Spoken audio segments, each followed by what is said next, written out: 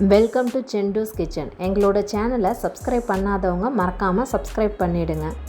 இன்றைக்கி நாம் செண்டூஸ் கிச்சனில் பாலக் பன்னீர் எப்படி செய்கிறதுன்னு பார்க்கலாம். பாலக்கீரை கிடைக்கலனாலும் கூட நம்ம ஊர் பசலைக்கீரை வச்சு செஞ்சாலுமே இதனோட டேஸ்ட்டு அருமையாக இருக்கும். பாலக் பன்னீர் கிரேவியை சப்பாத்தி, ரோட்டி, நான் இது கூட சேர்த்து சாப்பிட்டோம்னா டேஸ்ட்டு அருமையாக இருக்கும்.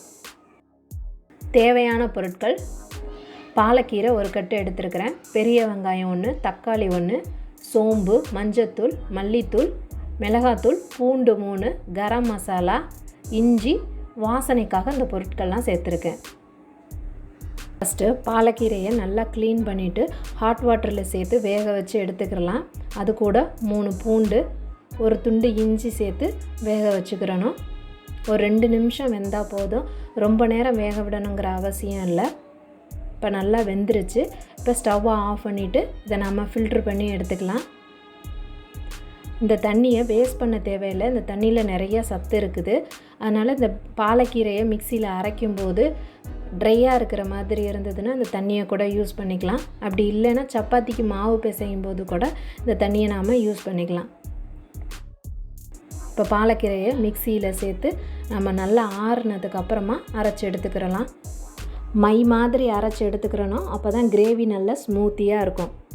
ஒரு பேனில் 2 டீஸ்பூன் எண்ணெய் சேர்த்து ஒரு நறுக்கின பெரிய வெங்காயம் சேர்த்து நல்லா ஃப்ரை பண்ணணும்.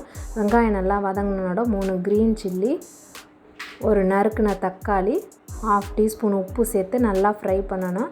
வெங்காயம், தக்காளி எல்லாம் நல்லா வதங்கினோட அதை மிக்சியில் அரைச்சி எடுத்துக்கலாம். இதை நீங்கள் இப்படியே கூட கிரேவி செய்ய யூஸ் பண்ணிக்கலாம். நான் கிரேவி நல்லா ஸ்மூத்தியாக வேணுங்கிறதுக்காக இதெல்லாம் நான் அரைச்சி யூஸ் பண்ணிக்கிறேன். இது உங்களோட சாய்ஸ் தான். ஒரு பேனில் 2 டீஸ்பூன் நெய் சேர்த்து பன்னீரை ஃப்ரை பண்ணி எடுத்துக்கிடுவோம். நெய்க்கு பதிலாக பட்டர் கூட யூஸ் பண்ணிக்கலாம். இப்போ 1 by 1 பன்னீர் சேர்த்து ஃப்ரை பண்ணிக்கலாம்.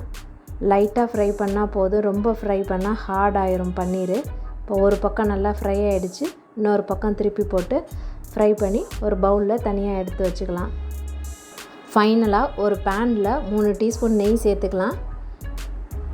நெய் காஞ்ச உடனே 1 டீஸ்பூன் ஜீரகம், ஒரு பிரியாணி இலை, ஒரு நட்சத்திரப்பூ, 2 பட்டை, 2 ஏலக்காய், 2 கிராம்பு சேர்த்து நல்லா ஃப்ரை பண்ணணும்.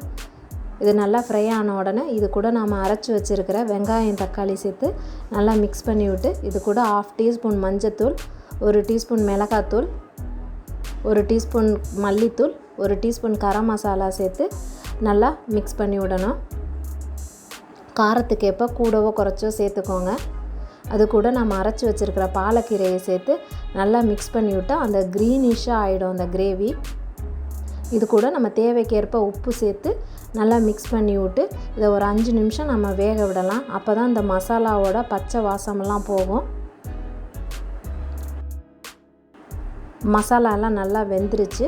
இது கூட நாம் நெய்யில் வறுத்து வச்சுருக்கிற பன்னீரை சேர்த்து நல்லா மிக்ஸ் பண்ணி விட்டு இது கூட 10 முந்திரி பருப்போட 1/4 டம்ளர் காய்ச்சின பால் சேர்த்து நல்லா மிக்சியில் அரைச்சி எடுத்து இது கூட சேர்த்துக்கலாம்.